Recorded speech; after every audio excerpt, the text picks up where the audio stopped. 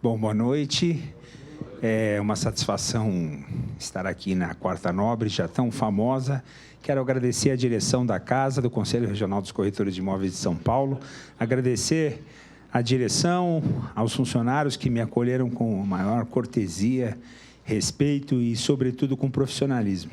Dificilmente eu vou dar uma palestra em algum lugar onde o nível organizacional é tão sublime. Então, os senhores estão de parabéns. E se a instituição está de parabéns, é porque é formada por pessoas que também têm a mesma toada no trabalho. Então, sejam bem-vindos, agradeço a oportunidade. Inicialmente, nós começamos a idealizar essa palestra, falando sobre as questões ligadas ao estelionato, à falsificação de documento público, falsificação de documento particular. Porém, eu vislumbrei alguns outros delitos que permeiam ou podem permear a atuação do corretor de imóveis. E eu quero até pedir licença aos senhores para poder depois tratar deles também. Só que, assim, partindo da premissa que a grande maioria dos corretores de imóveis não é bacharel em Direito, eu sei que alguns são, como o doutor, eu tratei de fazer uma questão preliminar muito importante, não só para os senhores que são corretores de imóveis, mas para os senhores e para as senhoras que são cidadãos. Por quê? Há um terrível equívoco. Por exemplo, o presidente, agora vou até pegar carona na fala do presidente, quando ele falou da necessidade de criminalizar o exercício ilegal da profissão. Agora, eu vou dar uma dica para vocês. Lutem pela criminalização da atuação do falso corretor de imóveis, mas cuidado com a pena. Eles vão colocar uma pena até 2 anos ou até 4 anos. Esse indivíduo nunca vai para a cadeia e eu vou mostrar para vocês por quê. Porque o problema é o seguinte, na nossa profissão, os bacharéis em Direito, e o doutor aqui sabe, existe uma luta ferrenha para a criminalização da violação das prerrogativas do advogado. É assim como eles criminalizam. Quer criminalizar? Sou deputado federal, vou fazer um projeto de lei, criminalizo. Coloco... vamos pegar a questão de vocês. Exercer a corretagem de imóveis sem o devido registro no Conselho Regional e no Conselho Federal de Corretores de Imóveis. Pena. Detenção de 1 a 2 anos e multa. Não adiantou nada. Não adiantou nada por quê? Porque eles criaram o que a gente vai conhecer aqui. Eu não sei se o tamanho da letra é suficiente, mas é o conceito de infração penal de menor potencial ofensivo. Meus caros, no Brasil, toda infração penal, cuja pena prevista em lei, Vocês sabem ou devem saber que a lei penal, ela tem uma redação diferenciada de todas as outras leis. A lei penal prevê uma conduta comissiva, matar alguém, subtrair coisa alheia móvel, vilipendiar cadáver. Ela tem uma conduta, um verbo. Esse verbo pode ser um verbo comissivo, é uma ação de fazer, ou uma ação de não fazer, como, por exemplo, omissão de socorro. E essa conduta é punida. Então, a gente nunca vai ver, por exemplo, aqui nessa sala não tem, mas é proibido fumar, é proibido matar gente, não é assim. A lei penal, ela prevê uma conduta e logo após, no preceito secundário, ela prevê pena. Ou seja, quem pratica essa conduta está sujeito a uma faixa de pena que vai de um mínimo ao máximo, ok? Tanto é assim que quanto mais verbos houver na norma penal, mais repressora ela é. E qual é a campeã do Brasil? A campeã do Brasil é o artigo 33 da Lei Antidrogas, da Lei 10.826, da Lei Antidrogas, que prevê o crime de tráfico. O crime de tráfico, ele prevê 18 verbos. Ter em depósito, trazer consigo, etc. Então, quanto mais verbos houver na lei penal, mais repressora é a norma, porque o legislador entendeu por bem imaginar condutas humanas passíveis de serem praticadas, e aí ele vai fechando cada vez mais. Lei Antidrogas 11.343, de 2006. Então, a Lei 9.099, uma lei de 1995, ela criou os juizados especiais cíveis e criminais. O juizado especial cível, em certa medida, ele já era conhecido nosso, porque havia o Tribunal de Pequenas Causas, vocês devem se lembrar disso, alguns até como corretores tiveram que comparecer, muito provavelmente. Mas, em 95, houve uma reformulação disso e criou-se o juizado especial cível, que não era uma grande novidade, porque o cível lida com dinheiro. Então, tratou de valor da causa, valor até 40 salários mínimos, JEC, juizado especial cível. A grande novidade foi o juizado especial criminal. Por quê? O juizado especial criminal ele não existia. Até 1995, no Brasil, era absolutamente impossível transacionar com crime. Se o indivíduo matasse, ou se o indivíduo furtasse uma bolacha traquinas, ele ia ter processo com acusação, com promotor, com papel, com audiência, tudo igual. E aqui houve a necessidade de se criar a chamada infração penal de menor potencial ofensivo. Então, o que é a infração penal de menor potencial ofensivo? É aquela cuja pena máxima prevista em lei não suplante 2 anos. Portanto, se o legislador que estiver trabalhando na criminalização do exercício ilegal da profissão de corretor de imóveis vier com uma pena até 2 anos, enxugou o gelo, tá? Não serve para nada. Para que haja uma efetiva repressão penal no nosso país, uma efetiva repressão penal, ela tem que ser no mínimo de 4 anos, até porque 4 anos...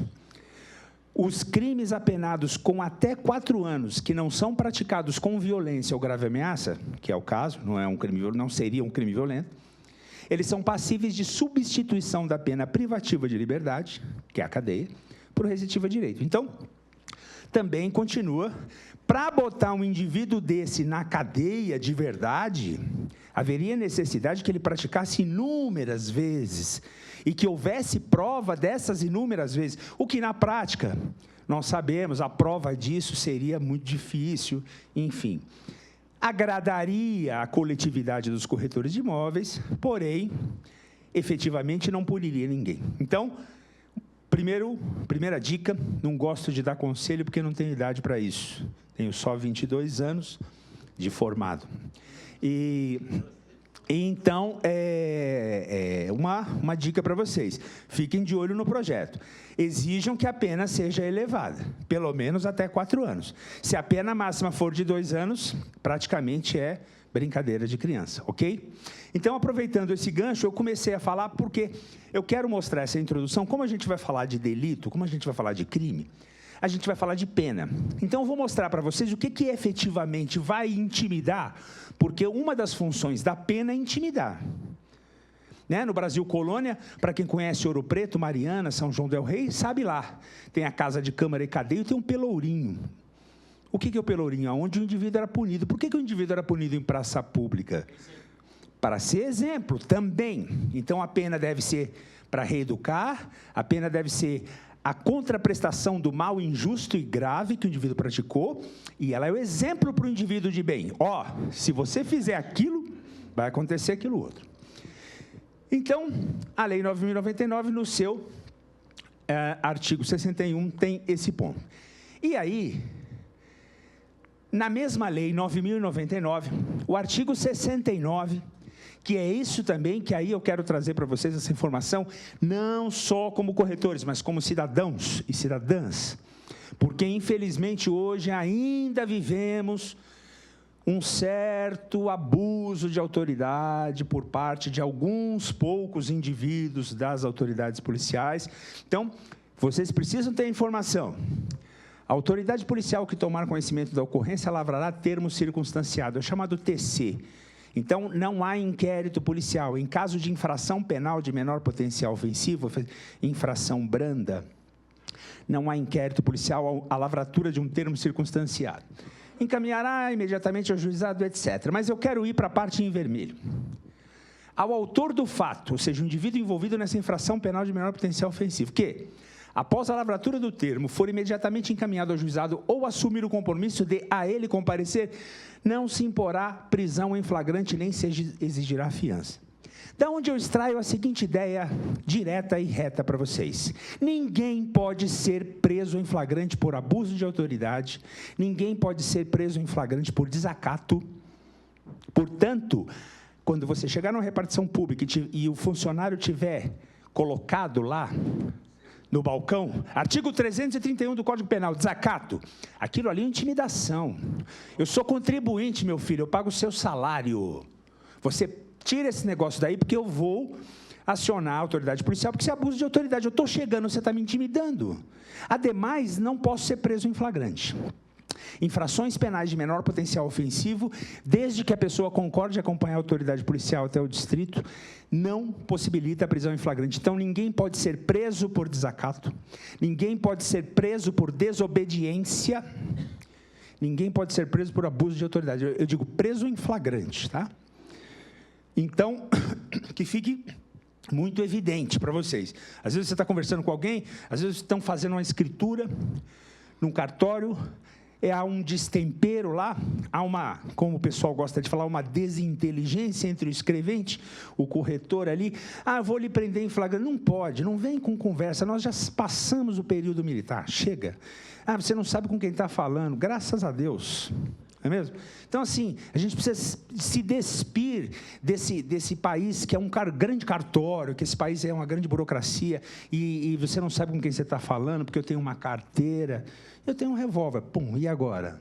Né? Então, a gente precisa parar com isso. Então, saibam que para as infrações penais de menor potencial ofensivo não se admite prisão em flagrante em termos gerais. Passado isso, eu vou pular ainda para o mesmo artigo, para a mesma lei. Vou passar para o artigo 89. O artigo 61, ele fala infração penal de menor potencial ofensivo quando a pena máxima não atingir 2 anos. O paradigma muda aqui. Por que ele muda? Nos crimes em que a pena mínima, não a máxima, nos crimes em que a pena mínima não for superior a 1 ano, será admitida a suspensão condicional do processo. Então, o indivíduo, por exemplo, foi lá, praticou um estelionato, ele é primário, o promotor vai fazer uma proposta, ele, se for inteligente, vai aceitar, até o furto. E eu digo furto por quê? Porque os senhores vendem imóveis, os senhores estão envolvidos com administradoras de imóveis, os senhores estão envolvidos com síndicos, e os senhores podem, eventualmente, vir a ser envolvidos em questões de furto de coisa comum.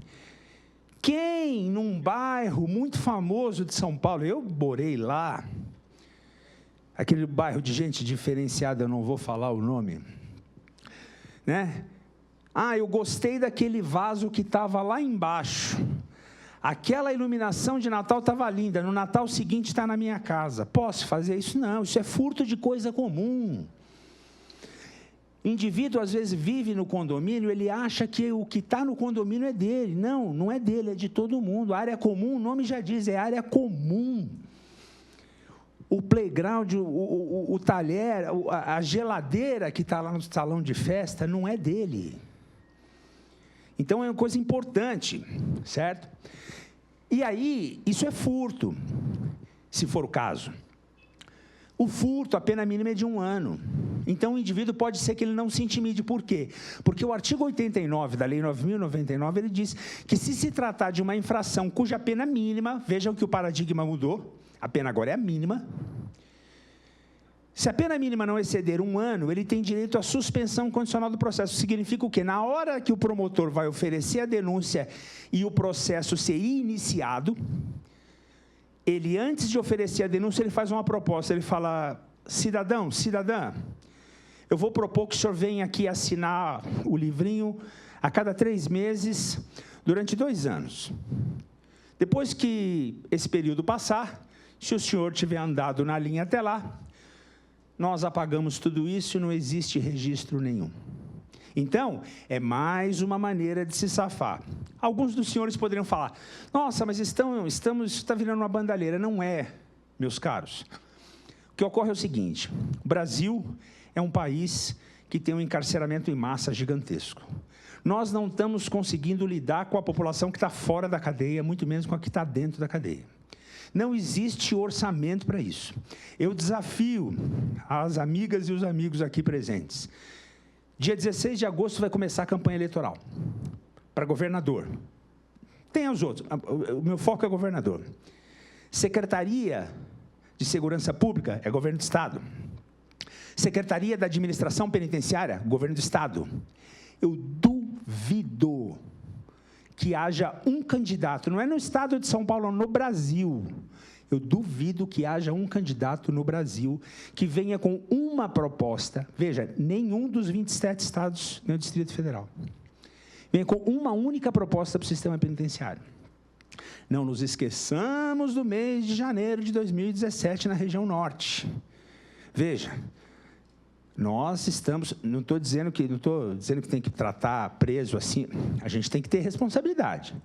A gente está tratando o preso que nem a gente trata o lixo. Consumi o meu leite, consumi a minha fruta, joguei a casca no lixo, fechei, pus na lixeira do meu prédio, da minha residência, esqueci. Para onde isso vai, não me importa.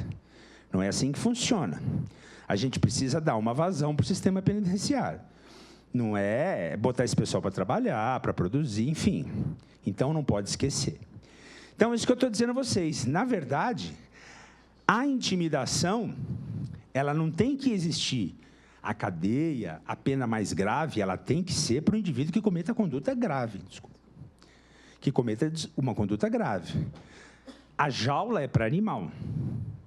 Quem não for animal vai ter outro tipo de sanção. Por exemplo, o indivíduo que furtou, ele vai ser punido, ele vai ser proibido de ter conta em banco, ele vai ser proibido de prestar concurso, ele vai ser proibido de frequentar a escola pública, por exemplo. Sugestão minha, né? Vai ser proibido de participar de várias coisas públicas, vai ter que pagar uma multa alta, se não pagar a multa, vai inscrever o nome no SPC, no Serasa, vai para o CADIM, vai... Agora, eu não posso botar todas as... Assim como alguns jornalistas que a essa hora estão fazendo o programa, não preciso dizer o nome, isso não é novidade, gente. Desde que eu era criança, tinha o Aqui e Agora. Nos anos 70, o Mundo Cão é algo que na publicidade, no jornalismo, vende bem, sempre vendeu. Não vai nenhuma crítica aí, exatamente a esses jornalistas de hoje, né? Isso existe desde o Wilton Franco. Quem lembra do Wilton Franco, né?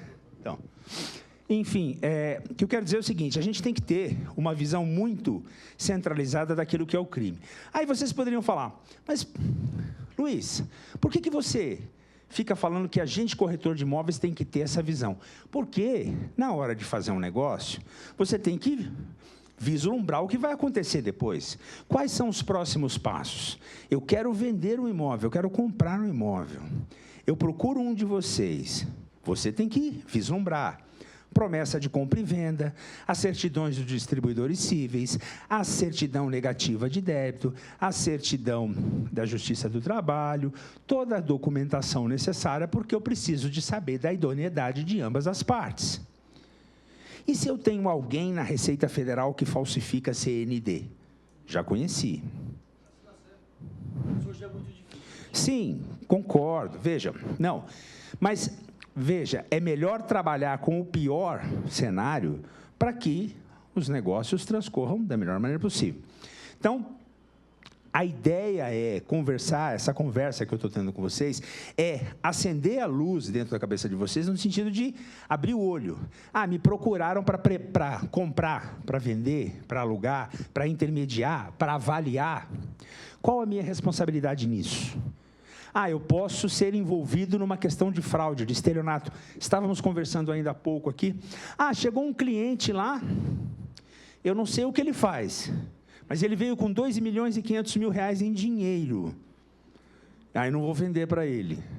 Então, me liga, porque eu vendo. Eu não sei o que ele quer comprar, mas eu estou vendendo. Por esse preço, até eu. Né? Então, é possível fazer essa venda com segurança? É possível me cercar de mecanismos? É possível? Isso tudo, sim, é possível por intermédio do quê? De conhecimento. Então, saibam que tanto a infração penal de menor potencial ofensivo, que é aquela cuja pena máxima não suplante 2 anos, tanto a transação penal que trata das infrações cuja pena mínima não passe 1 ano, são benesses legais para indivíduos que cometem infrações, vamos dizer assim, brandas. Dentre elas, as contravenções penais. Contravenção penal, no dizer de Nelson Hungria, que foi tido como príncipe dos penalistas, era o crime anão.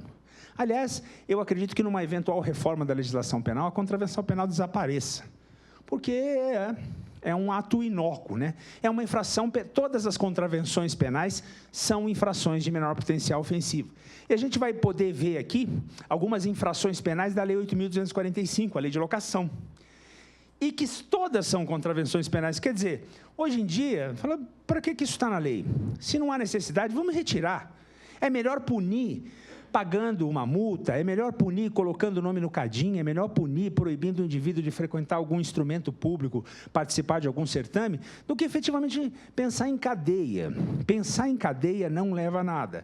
Sugiro a vocês, hoje está disponível no YouTube, um documentário que ganhou um prêmio no Festival de Cinema de Brasília em 2015, chamado Sem Pena.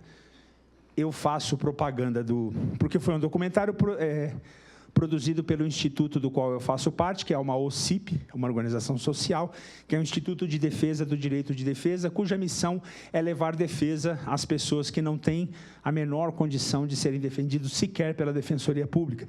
Esse é o papel que a gente faz, é um papel voluntário, obviamente, pro bono, como se chama na advocacia, e a gente defende os mais miseráveis e desgraçados indivíduos que nem a Defensoria Pública quer fazer. Quando eu falo isso, não que a Defensoria não queira, inclusive a nossa parceria é com a Defensoria, é que aquilo que eles não conseguem, eles passam para a gente, e normalmente é o que há de mais complexo.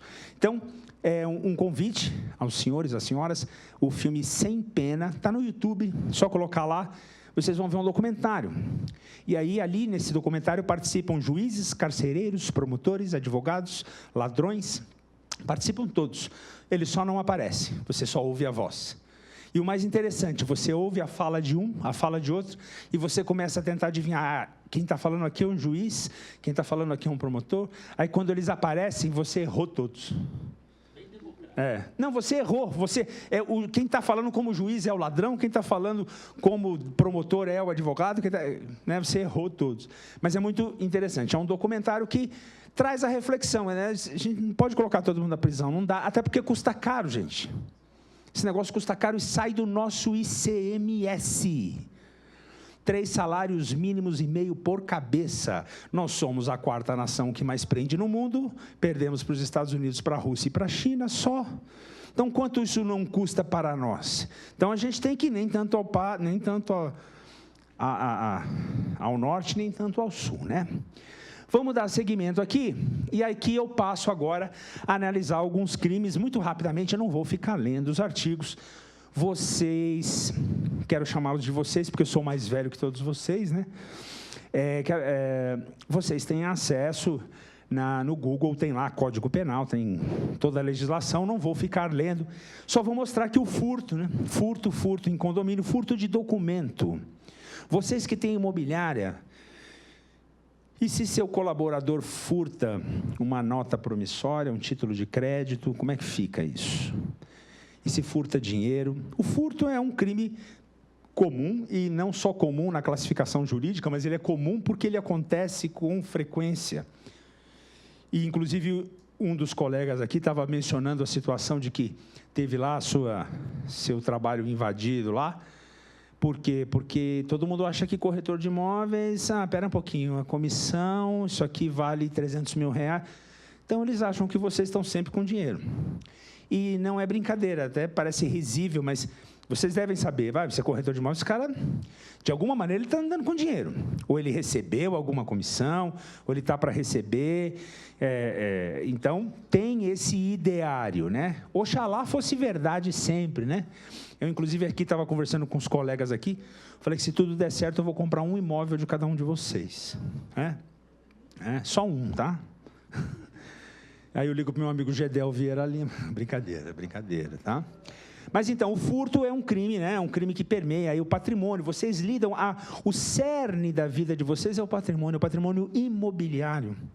Mas eu não consigo furtar o imóvel. Sim, ok, eu não consigo pegar o apartamento e levar para o outro lado da rua, mas eu consigo furtar as chaves e fazer uma cópia, eu consigo furtar a documentação, eu consigo furtar pertences, eu consigo furtar selos do cartório, consigo... Exatamente. Os pagamentos de aluguel portável, lembram disso? Onde eu vou lá na imobiliária e pago o meu aluguel? E se eu sou furtado? E se eu furto? Eu furto não. E se a imobiliária recebe lá R$2.000 de aluguel, apartamento convencional, aí chega lá e é furtado. Então, o furto... E aí eu chamo a atenção para vocês. Pena de 1 a 4 anos.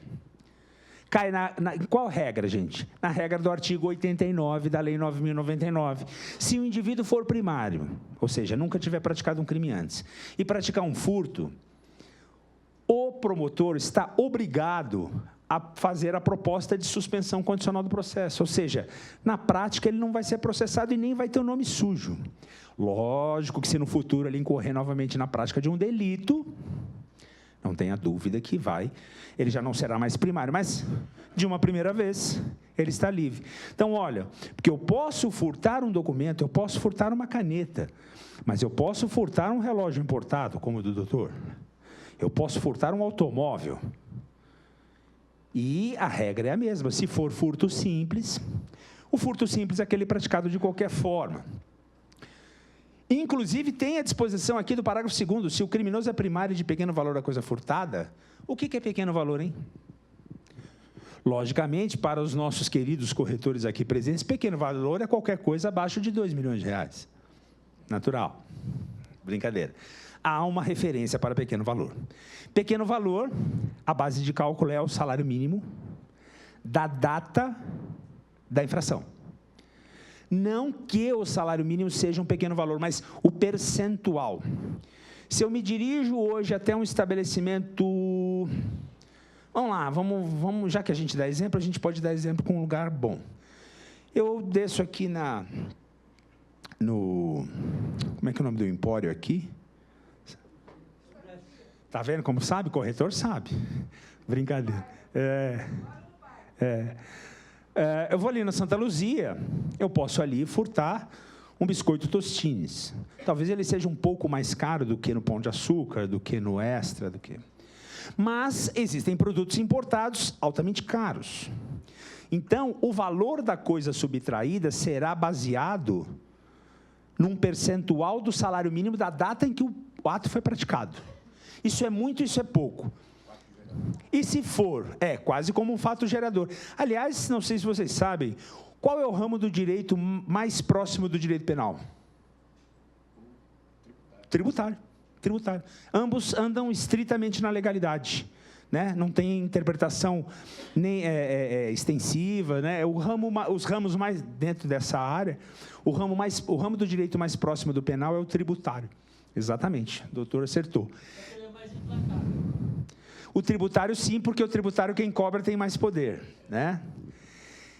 Então, outra coisa, aqui no parágrafo 3º, eu quero chamar a atenção de vocês para a questão da energia elétrica. Nossa, algo fundamental dentro de um edifício, dentro de uma construção edilícia, dentro de um imóvel. Os gatos e o GatoNet, né? Que também é energia elétrica. As conexões de internet, as conexões via telefone, as conexões de rede elétrica, são todas energias passíveis de serem furtadas. Então, também, eu quero colocar lá, eu comprei um aparelho lá no Paraguai, que pega 5.000 canais na TV. Eu não assisto nem o Silvio Santos no domingo. Para que eu quero 5.000? Não, eu quero ter um aparelho que derruba todos os canais. Isso é furto.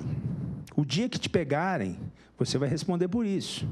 Entendeu? Então, é importante saber, energia elétrica, internet, gás, tudo se equipara dessa forma. O furto qualificado, sempre quando existe uma dificuldade para praticar o furto. Destruição, rompimento de obstáculo, abuso de confiança. Trabalho com corretor de imóveis, ele recebeu hoje aluguéis de 20 imóveis, tem 100 mil reais no caixa dele. Ele foi embora mais cedo, eu furtei. Esse furto é mais grave, porque ele confiava em mim, eu sou funcionário dele, então abuso de confiança. Destruição, rompimento de obstáculo, óbvio, se eu quebro uma porta, uma janela, com o emprego de chave falsa e mediante concurso de 2 ou mais pessoas, porque 2 pessoas sempre pensam melhor do que uma só. E aqui a pena já sai daquela esfera da qual falávamos, tanto da infração penal de menor potencial ofensivo, como da suspensão condicional do processo. A pena aqui já é de 2 a 8 anos, a possibilidade aqui de ter uma prisão efetiva já é mais factível. Esse aqui que é a coqueluche, como se dizia no meu tempo, é a coqueluche dos condomínios, né? O síndico resolveu comprar um vaso bonito, resolveu colocar um objeto de decoração. Isso acontece muito pela minha experiência, não sei da de vocês, depois quero até ouvir. Em apartamentos de 2 por andar. Por que 2 por andar? Só eu e a senhora. Ela não liga para aquele vaso que está lá, eu vou colocar ele dentro da minha casa. Aí um dia ela sai para ir trabalhar, ué, cadê o vaso que estava aqui? Não, meu vizinho pegou, não pode. Furto de coisa comum. Ah, mas é de todo mundo, então a gente tem que mudar essa mentalidade, que aliás é a mentalidade brasileira. O que é público não é que não é de ninguém, o que é público é de todos nós. E o que é de uso comum é nosso, mas também é do outro. O ponto de partida para a gente construir uma nova nação é começar a respeitar o outro.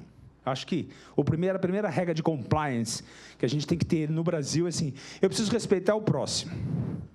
A partir daí, qualquer desdobramento é bem-vindo, mas a partir do momento que eu respeito o seu direito, igual aquela história que a gente já ouviu, contado, o engenheiro na Europa, chegou mais cedo, veio o brasileiro, o engenheiro, visitar a sua empresa na Europa, chegaram mais cedo, foram estacionar o carro no estacionamento quilométrico. Ele entrou no portão e estacionou o carro. Aí o engenheiro brasileiro falou para o colega europeu, falou, por que a gente não estaciona lá perto? Ele falou, nós chegamos adiantados. Vai ter colega que vai chegar atrasado, vai precisar da vaga mais perto. Né? Ou se não, aquela experiência vivida por aquele professor da USP, ele contou no programa do Jô Soares, estava na Europa, uma estação de trem, várias catracas e um lugar sem catraca. Por que não tem catraca? Para as pessoas que não podem pagar passarem. Aí ele, brasileiro, perguntou, mas e se as pessoas que não podem pagar, quiserem passar por lá? Qual foi a resposta do funcionário? Mas por que alguém faria isso? Quer dizer, é uma questão cultural. Então, se a gente não começar a mudar ali, que nem a música da Ana Carolina, aquele verso dela lá, a gente tem que começar a mudar isso. Primeiro eu preciso respeitar o outro. Aí sim, né? Então, o furto de coisa comum é bem isso, é pegar aquilo que não é meu, mas que eu acho que é meu, porque está na frente da minha casa, como não é meu? Tem gente que reclama, acha um absurdo, como é que eu não posso fazer isso na minha calçada? É minha casa. Não, amigo, a sua calçada, a sua casa é dessa linha para dentro, a calçada é responsabilidade sua, mas não é patrimônio seu, é do município. Aliás, você tem obrigações na sua manutenção. Né? Então, vive-se uma época de muitos direitos e poucas responsabilidades e poucos deveres. Porque eu tenho direito, escuta, e os seus deveres, não é mesmo? Eu avalio que, modestamente, que a gente precisa começar de baixo, né? Mas, enfim, e aí a gente passa aqui, os corretores que lidam com propriedades rurais, alteração de limites. Parece que não, parece brincadeira, mas é verdade. Imagine os senhores uma propriedade rural, nem vou falar uma fazenda no Mato Grosso, uma fazenda no Pantanal, nem vou falar. Vou falar aqui uma fazendinha, um sítio mesmo, em Ibiúna. Quem vai me garantir que a cerca que fica lá não foi afastada mais uns 4 metros para dentro? O nosso colega, o presidente aqui, falando da questão do IPI, lembrou do engenheiro agrimensor. Será que eu preciso chamar um agrimensor todo mês para medir minha propriedade? Não é factível, não é possível um negócio desse. Mas existe o crime. Suprimir ou deslocar tapume, marco ou qualquer outro sinal indicativo de linha divisória para apropriar-se no todo ou em parte do imóvel, da coisa imóvel alheia. Eu vou comer na propriedade alheia, literalmente pela beirada, né? Mas aqui também, meus caros, Código Penal de 1940, pena, detenção de 1 a 6 meses e multa. Como é que é o nome dessa infração? Pequeno poder. Infração penal de menor potencial ofensivo, ou seja, o indivíduo que pratica isso aqui vai ganhar um saquinho de jujuba do juiz. Não vai acontecer nada. Agora, imaginem os senhores e as senhoras um deslocamento de cerca de 6, 8 hectares. Porque existe. Como é que fica? Será que vai ter essa... o problema é que a conduta é uma só, né? Então, é por essas e outras que a legislação penal merece uma reforma para que seja adequada aos dias atuais. Na verdade, em direito, não é a lei que muda a sociedade. É a sociedade que, por intermédio das suas novas práticas, incentiva o legislador a produzir novas normas. Eu dou um exemplo para os meus alunos, que é o seguinte: quando eu estudei no século passado, Washington de Barros Monteiro, em Direito Civil, dizia: exemplo de ato jurídico inexistente, casamento de pessoas do mesmo sexo. Isso foi em 1991. Hoje, se eu falar isso aqui na rua, eu chego em casa de SAMU, né? Não, sem nenhum juízo de valor. Só para a gente observar como em menos de 30 anos, o quadro social muda verticalmente. Sim, vai dizer que não. Então, o mesmo acontece com as águas, né? Desvia represa. Então, saibam, os amigos, que essa supressão de tapumes, essa mudança do curso de águas, isso tudo é crime. Mas, professor, o senhor acabou de falar para mim que isso não dá em nada. Ok. Pode não dar em nada, mas dá um prejuízo grande para o homem e para a mulher de bem. Ter um processo penal. Vejam, muitos pensam no direito penal, no direito processual penal, simplesmente como elemento sancionador com pena privativa de liberdade. Só que não é só isso. Ser processado criminalmente por si só já é uma pena. É um suplício, mormente quando esse processo se arrasta por longos e longos anos, e não são poucos os casos em que infrações muitas vezes brandas fazem o indivíduo permanecer na condição de réu por muitos e muitos anos. Ah, mas qual o prejuízo? Qual o prejuízo? Vá negociar com alguém.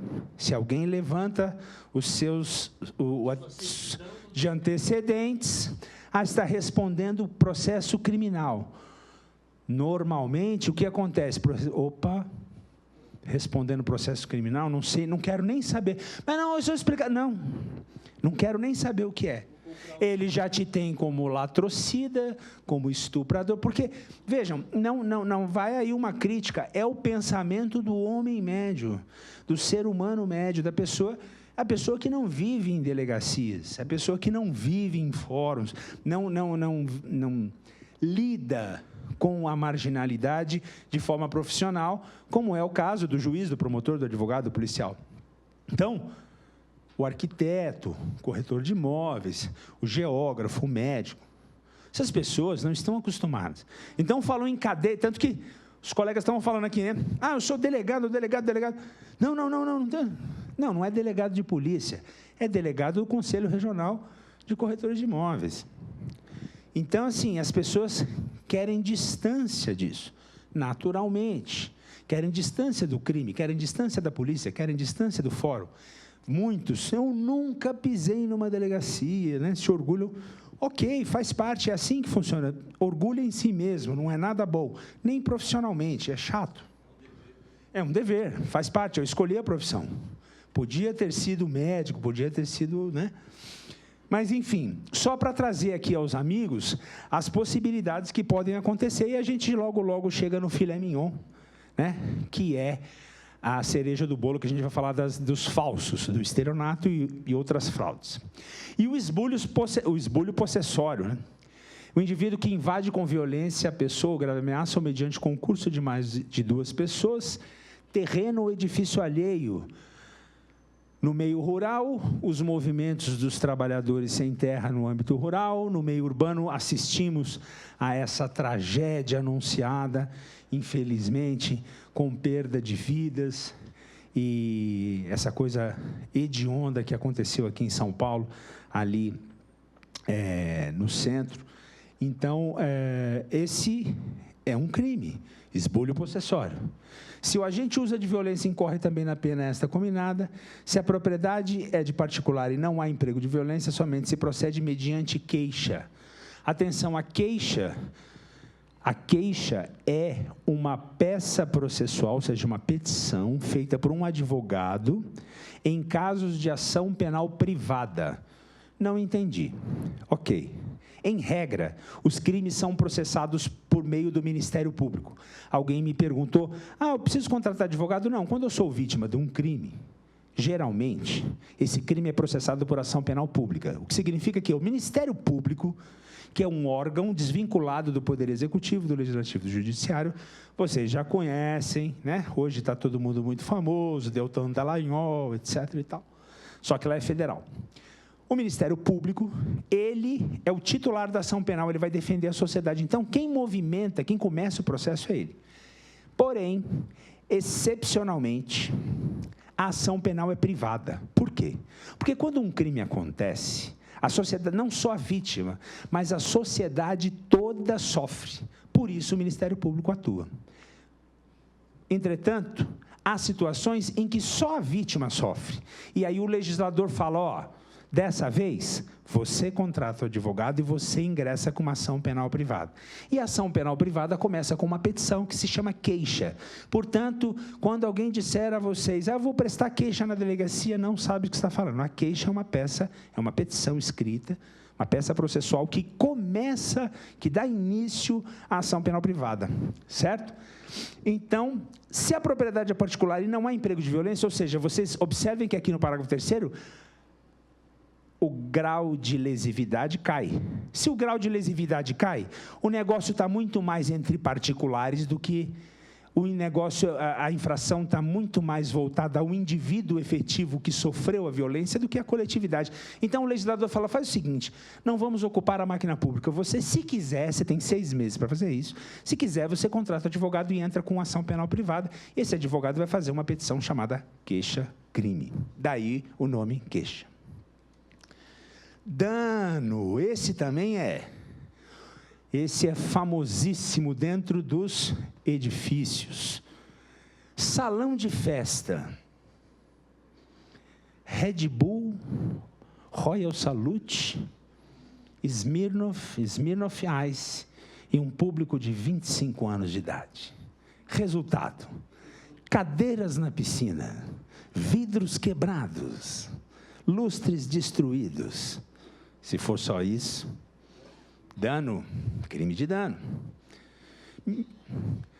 Quem não teve, não tem ou não terá um filho adolescente que acha que sabe tudo, que é poderoso, que é bonito, que é sabido, que é esperto e que gosta de se divertir em grupo e que frequenta as áreas comuns do prédio e que resolve comemorar, como dizia um desembargador já aposentado, o transcurso das efemérides do natalício dele, né, mais conhecido como aniversário.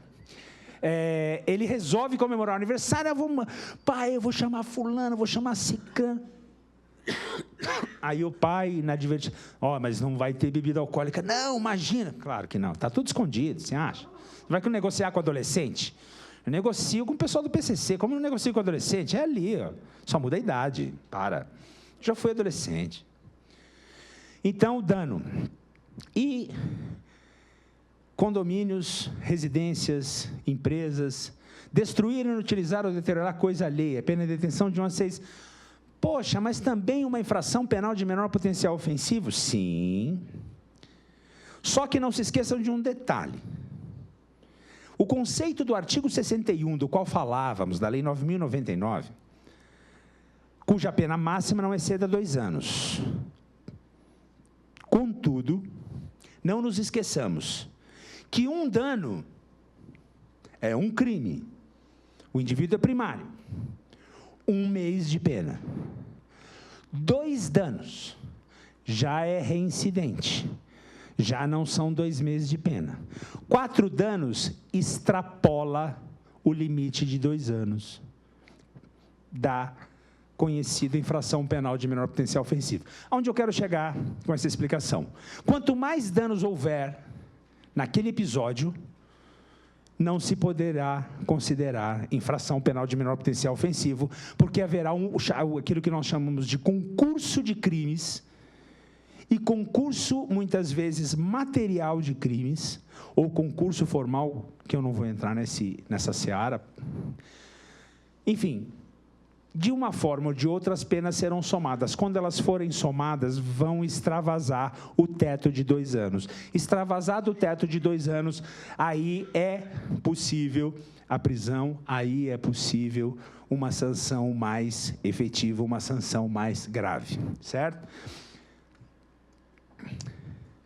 Se o crime é cometido com violência à pessoa ou grave ameaça, ou seja, eu quero, na festinha lá dos adolescentes, aliás, não tão adolescentes, porque vejam só, não nos esqueçamos da imputabilidade penal, responsabilidade penal acima de 18 anos. Se eu deixo meu filho se envolver numa festa onde tem gente de 16 anos, o máximo que vai acontecer ali é uma vara da infância e da juventude, e não vai acontecer muita coisa. Agora, se todos, ou pelo menos alguém ali, tiver mais de 18 anos, aí sim ele já é responsável penal, certo? Então, só comete crime quem tem 18 anos ou mais. Mas quando? No dia que você faz aniversário, não importa a hora. Eu nasci dia 10 de março de 68, às 17 horas e 15 minutos. Em 1986, quando eu completei 18 anos, a 0 hora de 1986, se eu tivesse praticado um crime, eu já era maior de idade, independentemente da hora. Então, considera-se o dia do aniversário em que se faria, o que se fará, o que se faz 18 anos. Tá? Só para acrescentar, porque às vezes é uma dúvida singela, mas naquele momento você não sabe. Então, é no dia do aniversário de 18 anos. Doravante, dali para frente, já é responsável criminal até o último dia da vida. Com emprego de substância inflamável ou explosiva, se o fato não constitui crime mais grave. Aí o dano à pena é qualificado. Aí tem as outras hipóteses, contra o patrimônio da União, por motivo egoístico ou em prejuízo considerável para a vítima. Prejuízo considerável para a vítima. Imaginem só, o condomínio instalou lá uma TV de 4K, igual essa aqui. Aí chega o indivíduo e destrói lá no dia do aniversário, bebeu demais, ou usou uma substância ilícita. O que aconteceu? Ele acaba... a pena, detenção de 6 meses a 3 anos. Vejam que 6 meses ele ainda pode ter a suspensão condicional do processo. Mas vejam só, qual é o ideário da questão penal? É sempre assim. Se você fez uma vez, eu vou te dar uma chance grande. Se você fez a segunda vez, eu vou te dar uma chance, mas ela não vai ser tão grande. Se você fez a terceira vez, eu já não vou te dar chance nenhuma. Se você fizer a 4ª vez, você já vai para a cadeia. É algo gradual, é algo gradativo. E outro ponto em direito penal, que serve para todos, indistintamente, o direito penal ele protege os bens que são caros. E ele protege as pessoas que são mais vulneráveis. Nossa sociedade tem 2 pontas, a infância e a juventude e o idoso. Portanto, esses dois trechos são os trechos conhecidos como vulneráveis. As pessoas portadoras de algum tipo de deficiência física ou mental também são pessoas vulneráveis. Portanto, crimes praticados contra crianças e adolescentes, delitos praticados contra idosos, delitos praticados contra pessoas portadoras de necessidades especiais ou deficientes físicas ou mentais, esses delitos têm a pena sempre maior. Por quê? Porque a vítima estava em condição de maior vulnerabilidade e não conseguia se defender. Ou tinha menos meios de conseguir se defender.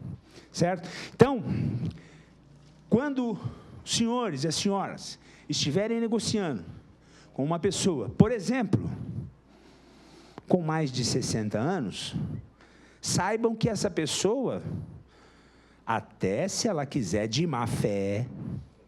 Ah, mas ele me fez assinar esse... Eu não conheço essa cláusula do contrato aqui. Eu sou idoso. Né? Nemo auditor propriam torpitude nem alegas. Ninguém pode alegar a própria torpeza em seu favor. Eu sou idoso, ele me enganou. Esse corretor aqui é mau caráter. Ele me enganou. Eu sou idoso. Eu não sou formado em direito. Eu tenho problema de visão, eu tenho mais de 60 anos. Então, redobrem vossas atenções. Porque, não que isso vá acontecer, mas é possível que aconteça. E evitar acidentes é dever de todos, não é mesmo?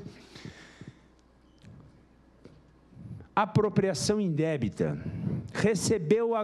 Coleguinha recebeu a comissão e não passou a sua parte. Olha só, que coisa. Isso existe? Será? Será? Apropriação indébita. O que eu faço? Dirija-se até... Primeiro, se for efetivamente um corretor, venha até essa casa, e assim como na OAB, quando os advogados andam mal, faça uma representação. 2, dirija-se até o distrito policial mais próximo, faça a sua narrativa, de preferência, leve por escrito, já o escrivão quando tal dia, tal hora, em tal lugar aconteceu isso, eu vendi um imóvel, recebi, fulano de tal comprou, está aqui o número da matrícula do imóvel, já leva mastigadinho, escreveu de preferência, isso, garoto, tá, tecnologia é tudo, né? Pendrive, já põe lá, fala assim, escrivão, aconteceu isso, está no pendrive, copia, já vai embora, imprime, assina uma via e deixa rolar. Por quê? É crime processado por ação penal pública, é o promotor que vai cuidar, não precisa contratar advogado. Vive me pergunta, mas, poxa, eu fui vítima de um crime, eu fui vítima de um advogado. Perigoso esse pessoal, né? Eu fui vítima de um advogado, recebeu o dinheiro da indenização e não me repassou. Vá até a OAB, faça uma representação, mas vou ter que contratar um outro advogado, porque a pessoa fica traumatizada, sem dúvida. Contratei um advogado, ele me ferrou. Agora eu vou contratar outro, quem garante que ele não vai me ferrar de novo, né? Não, calma. Em se tratando de crime de ação penal pública, ou seja, aquele cujo qual o Ministério Público é o responsável por oferecer a denúncia, é só ir na polícia, seguindo a orientação do amigo ali, faz um texto bem elaborado, faz com calma, põe no pendrive, leva na delegacia, conta a sua história, espeta o pendrive lá, cola, ele vai imprimir, assina e deixa rolar. Inquérito policial, vem ação penal, porque a apropriação indébita, eu recebi, a nossa amiga aqui me entregou a agenda dela, mas ela me entregou a agenda dela só para eu segurar a agenda dela, porque ela ia pegar alguma coisa na bolsa. Só que eu resolvi pegar para mim. Essa é a diferença da apropriação indébita. Muito obrigado. Essa é a diferença da apropriação indébita para o furto. Porque na apropriação indébita ela me entregou. Agora, no furto, eu pego. Nem notou, né? É claro, a pasta do corretor que tem dinheiro. Eu conversei com ele antes da palestra, eu vi, fiquei qualificado, no caso dele ali, pô. Não, euro. Dólar é como no passado. Tá? Então, é a chamada apropriação indébita. Não só, a gente falou aqui dos tristes casos, infelizmente, né? Em todos os ramos há os bons e os maus colegas, é uma pena, mas isso está aí, isso pode acontecer, então abram vossos olhos quanto a isso. As situações do aumento de pena, né? Que eu também não vou me pormenorizar para não tomar o tempo de vocês a maior. E a nossa cereja do bolo, estelionato. O que é o estelionato? A palavra estelionato vem do nome estélio. Estélio é uma espécie de lagarto, que ele, para confundir o seu predador, ele muda de cor, ele engana. Então, estelionatário, na acepção etimológica do termo, é o enganador. É o famoso 171, que batiza o artigo, o nome em juris, estelionato, é 171. Obter para si ou para outra em vantagem ilícita, em prejuízo alheio. Vantagem ilícita em prejuízo alheio. Conversei com meu amigo aqui, corretor de imóveis, passei uma conversa nele e ele me deu um dinheiro. Ok. Mas só isso. induzindo ou mantendo alguém em erro. O que é erro? De acordo com José Ram, erro é a falsa percepção da realidade. Estou enganado, estou cego. Vejo uma coisa que não existe. Não vejo uma que existe. Estou enganado. Caí no conto do vigário. Caí na conversa de alguém. Estou acreditando em algo que não existe. Mediante artifício ardil. Eu falo muito bem, já me convidaram para ser pastor, mas eu fui ser professor. E ele acreditou em mim. Olha, eu falei, poxa, eu estou magro, eu estou doente, eu estou precisando de um tratamento. E eu fiz escola de atores. E aí ele, poxa, recebi uma comissão agora, vendi um apartamento ali na Oscar Freire, 3.000 metros quadrados, mas eu vou dar uma parte da minha comissão para ele, porque ele está... Enganei. Ó, chaveco, conversa, enganação, é isso que é o estelionato. Ou qualquer outro meio fraudulento, né? Amarro minha perna aqui e falo, gente, eu vim dar palestra aqui, eu não estou cobrando nada, mas eu podia estar matando, eu podia estar roubando, mas eu estou palestrando. Aí falo aqui, ó, aqui embaixo tem o número da minha conta, né? É no Credit Suisse, né? No Banco Chase, em Manhattan, mas... Enfim, conheci, verdade, em Moema, num cruzamento lá, que eu não vou dizer a rua, conheci um indivíduo que não tinha as duas pernas e pedia dinheiro, e eu frequentava um bar ali com um amigo meu, e a gente acabou descobrindo que o cara tinha 4 apartamentos na Itaquera. Quando eu terminava o expediente, ele ia para um bar lá, tinha uma garrafa de Royal Salute, tomava umas 3 doses, ligava, naquele tempo não tinha Uber, chamava o táxi, e ia dali até Itaquera, 4 apartamentos alugados, tudo, né? Dizem que existe a indústria da esmola, enfim. Bom, então, vejam só, aqui também, né, gente? Reclusão de 1 a 5 anos. Não é infração penal de menor potencial ofensivo, mas a pena baixa, a pena mínima de 1 ano proporciona a chamada suspensão condicional do processo, prevista no artigo 89 da Lei 9.099 de 95. Então, estelionatário, eu enganei aqui meu amigo, que acabou de vender, vamos melhorar, um conjunto de sala na Rua Amauri, tá bom? Gostou, né? Sei. Conjunto de sala ali, 5 salas, 5.000 metros quadrados ali. Aí eu falei, pô, recebeu a comissão hoje, eu estou de olho, eu limpo a rua na frente ali. Aí eu chego para ele, do mesmo jeito que fosse na Rua Amauri, ou que fosse na José Paulino, que também vale, né, mas é outro nível, outra coisa. Não importa. Se lá não, lá em Ien. Ien não, aquele dinheiro do coreano lá, não sei como é que é. Então, se eu sou primário e não tenho antecedentes, a minha pena tem que ser de 1 ano. Mas se ela for de 1 ano, eu tenho a suspensão condicional do processo. Olha só. O criminoso inteligente é aquele que vai uma vez só e pratica um único ato. E um ato inteligente, porque o estelionato é o crime de gente inteligente. Então, eu não tenho antecedentes criminais. Eu escolho uma vítima específica e pratico um estelionato uma única vez contra ele.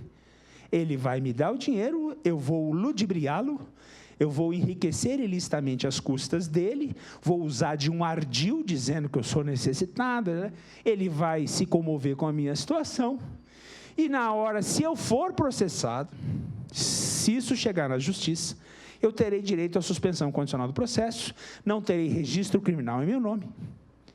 E se eu não fizer nunca mais, nem precisa ser nunca mais, só 5 anos. Se eu esperar 5 anos para fazer de novo, eu tenho a mesma chance.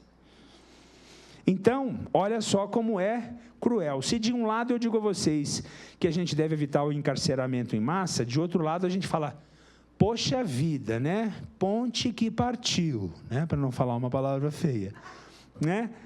Poxa vida.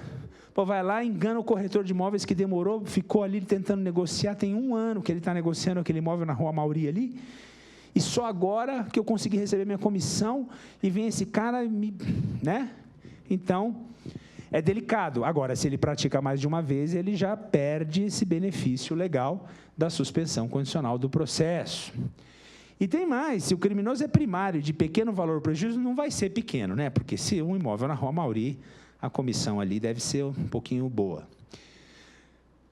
E aqui, ainda dentro do estelionato, né? Do 171, disposição de alheia como própria. Estou vendendo um imóvel formidável na Alameda Jaú, vou te levar lá para conhecer, estou com a chave mesmo, levo lá, você vai lá comigo, eu te mostro uma cópia de uma certidão de matrícula do ano passado, não, vou providenciar nova, você acredita, te dou uma autorização, e você sai vendendo esse imóvel não é meu não, disposição de coisa alheia como própria, crime, tá?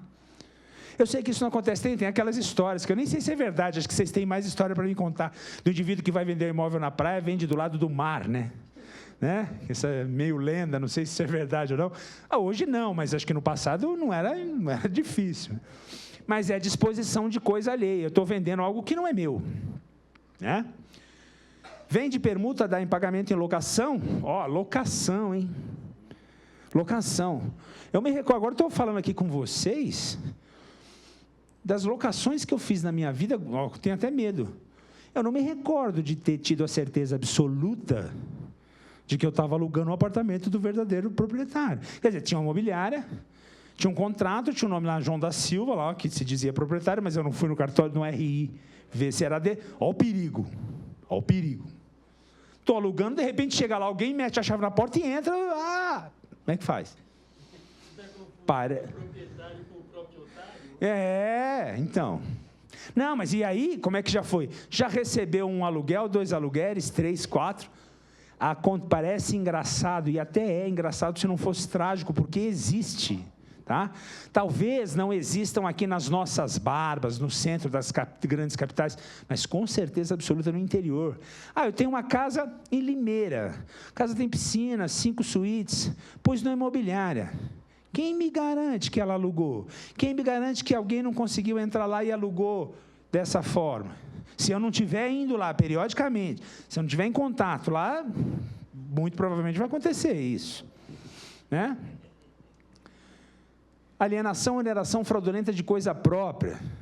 Então, eu faço alguma alienação fraudulenta, todo tipo de fraude. Vende permuta, dá em pagamento ou em garantia, coisa própria inalienável. Eu recebi uma casa do meu pai e ela é gravada com cláusula de inalienabilidade. E eu vendo, só que eu oculto isso de certa forma. Se o comprador do meu imóvel for uma pessoa incauta, não pedir uma certidão com pelo menos 30 dias, ele pode até descobrir depois, mas o arras já... Pronto. Se for um imóvel bastante valioso, ele dá aí 50, 60, 100 mil de entrada, olha só. Se eu fizer isso 3, 4, 5 vezes, ganhei o ano só enganando os outros, né? Então, e aí tem a defraudação do penhor, né? Questão de garantia. E aí a gente lembra aquela questão da locação, né? Os falsos fiadores, que até hoje assombram aí o mercado da locação, né? Fiadores profissionais. Fraude na entrega de coisa, defrauda a substância, qualidade ou quantidade de coisa que deve ser entregue a alguém. Então, eu prometo, eu estou lá, estou vendendo, às vezes a gente pega o folheto na rua, né? Aí está lá, imóvel 5 quartos, 68 metros quadrados. Eu falei, cara, é uma sepultura, não é um imóvel. É uma sepultura, os caras devem dormir de pé, não é possível. Ou como diziam a minha irmã, é uma casa de fofolete, para quem se lembra daquela bonequinha. É uma casa de fofolete, não é possível. E ali na Rua Augusta eu fui visitar alguns. Quando eu morava aqui em São Paulo, eu fui visitar aquele ali no Baixo Augusta. Tinha um que a cozinha virava para o banheiro virava para a sala, a TV. Era quase uma dança, né? Porque... Falei, caramba, onde eu durmo, eu vou no banheiro, deito do lado da privada, acordo, tem a pia, né? Multiuso, um negócio assim. Não, como eu digo, se você for no cemitério da Consolação, a sepultura é maior que aquilo. Garanto. Então, a fraude na entrega de coisa. Eu prometo uma metragem, só que não tem bem aquela metragem. Não é bem aquilo, né? Um pouco menos, né? problema com vaga de garagem, né? Aí você chega lá, por exemplo, eu lá, tive que trocar ali na base do favor, porque meu vizinho resolveu comprar uma Amarok. Cada um de nós tem 2 vagas. Só que, pô, filho, você quer ser caminhoneiro? Vai morar em outro lugar, né? Não, meu amigo e tal. Aí eu estou deixando, por enquanto, eu estou pensando o que eu vou fazer. Eu vou comprar mais um carro só para a gente brigar.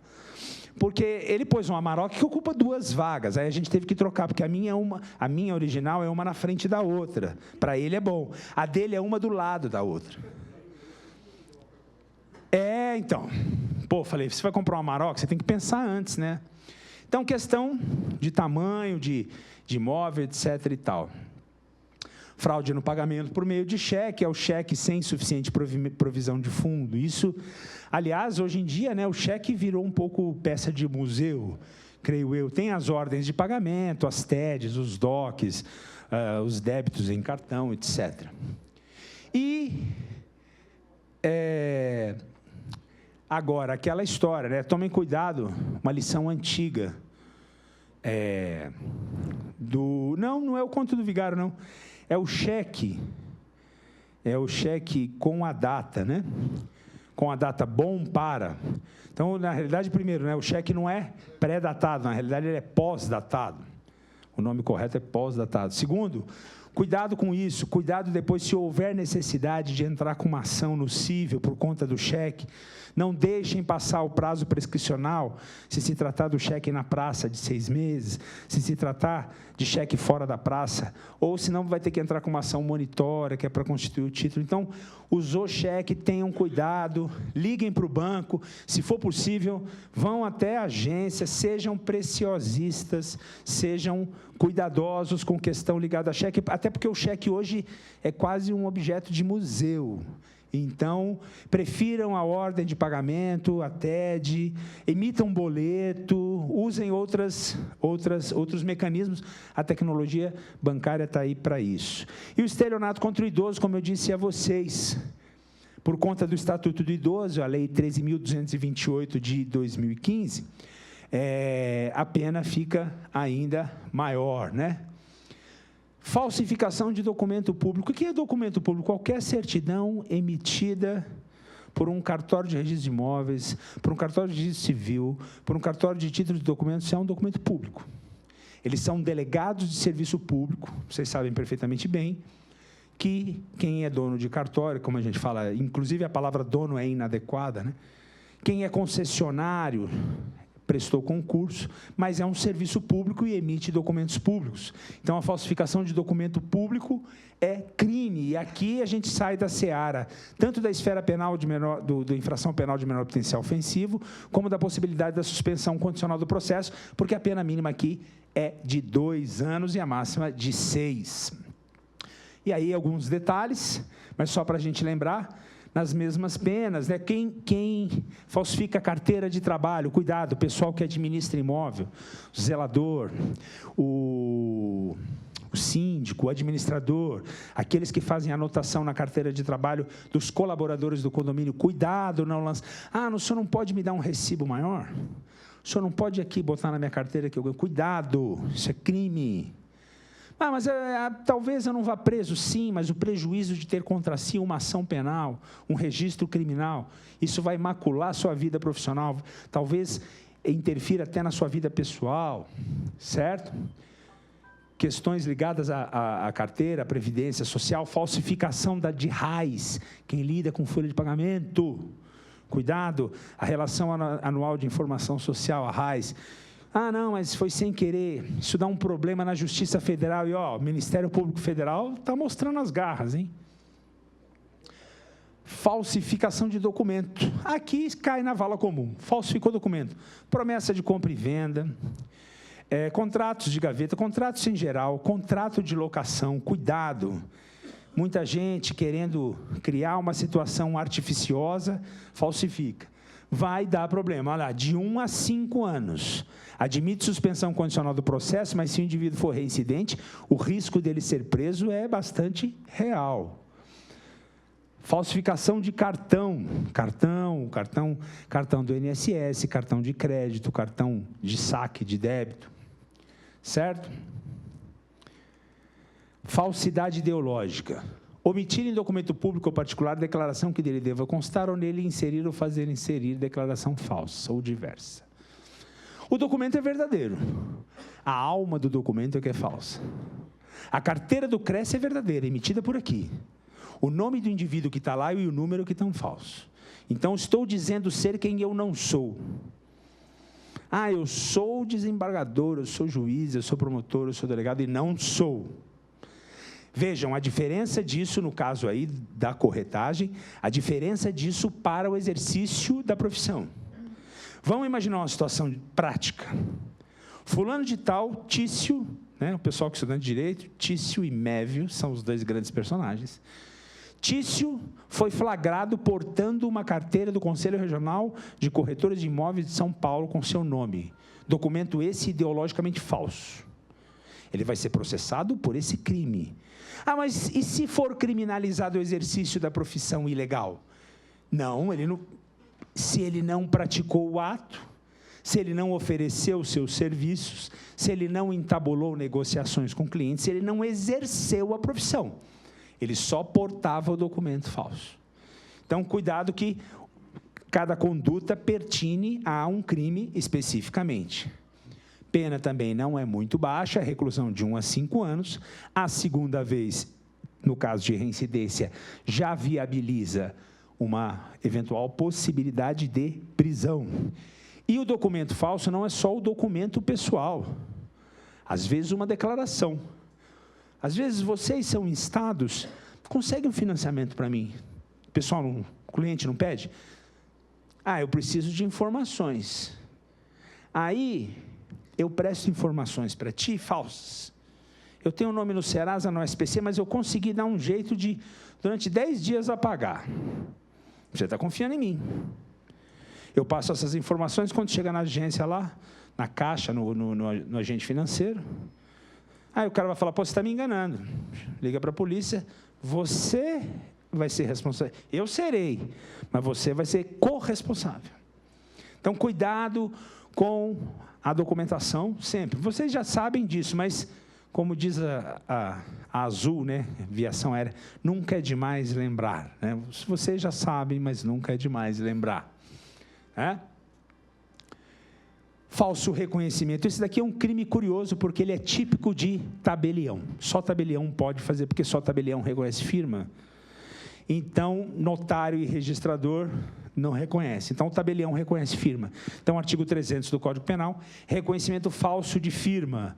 É óbvio que, hoje em dia, existem várias orientações para que os documentos não necessitem de um reconhecimento de firma, mas aqueles que necessitam, cuidado, verifiquem, liguem. Se desconfiarem, não tenham vergonha, liguem para o cartório. Se for o caso, vão até o cartório.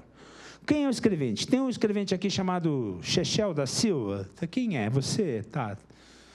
Porque é melhor do que depois ter que, além do prejuízo de perder o negócio, ser envolvido numa onda criminal desnecessariamente. Pena reclusão de 1 a 5 anos. Observem que, na segunda vez, a situação já fica complicada. E aqui a gente passa para a lei de locação, que é a Lei 8.245, a gente vai ver rapidamente por quê. Contravenção penal, infração penal de menor potencial ofensivo. Exigir documentação, encargos permitidos.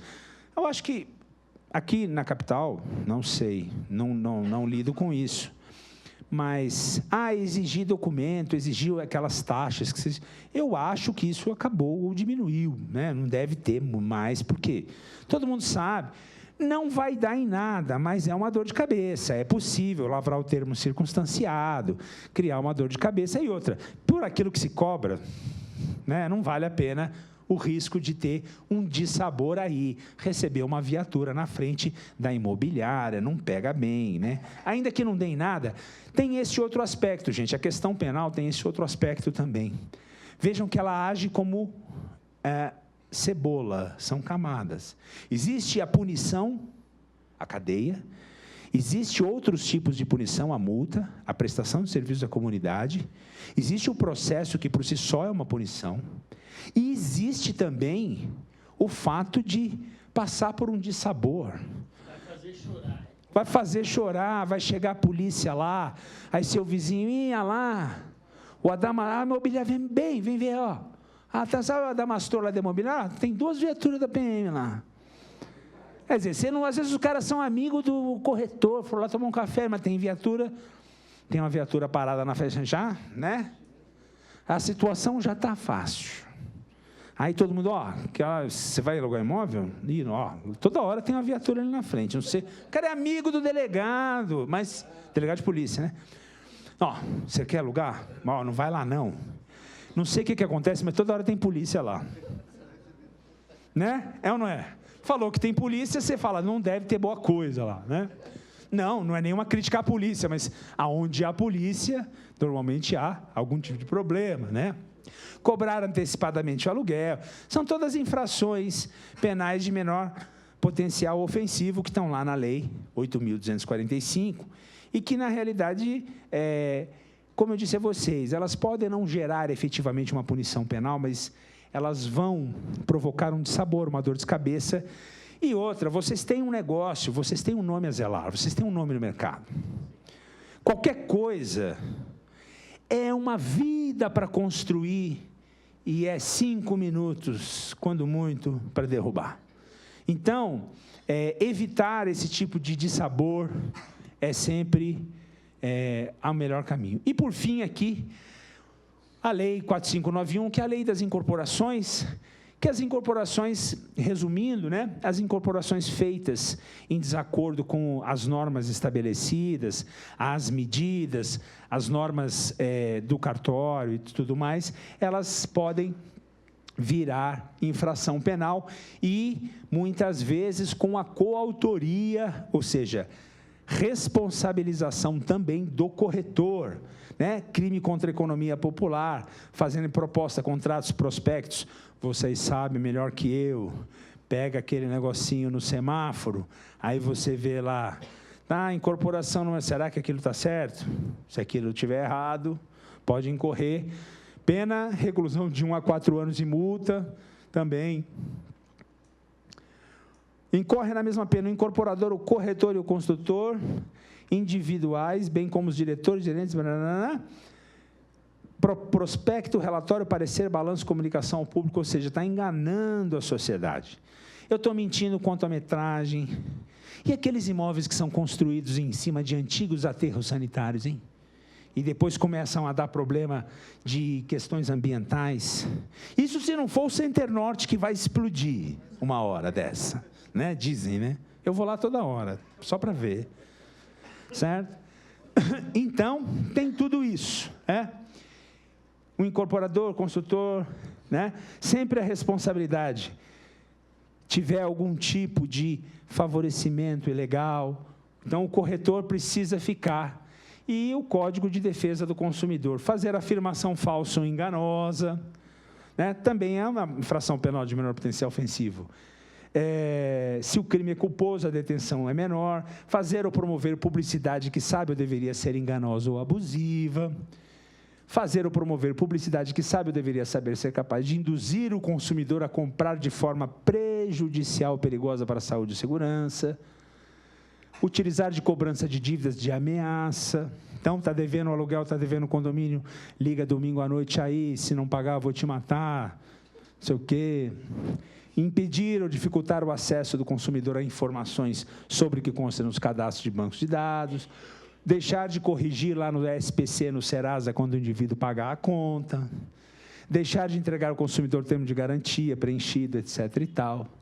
E aí, gente, o que a gente tem aí, para a gente dar um encerramento, é o seguinte, vocês, na condição de corretores de imóveis, sabem, há muitos anos já, principalmente os mais tempo na profissão, da responsabilidade que deve ter, não só a condução dos negócios, mas o tratamento dos documentos e de toda a papelada que envolve as transações imobiliárias de compra, venda, locação, intermediação, avaliação, etc.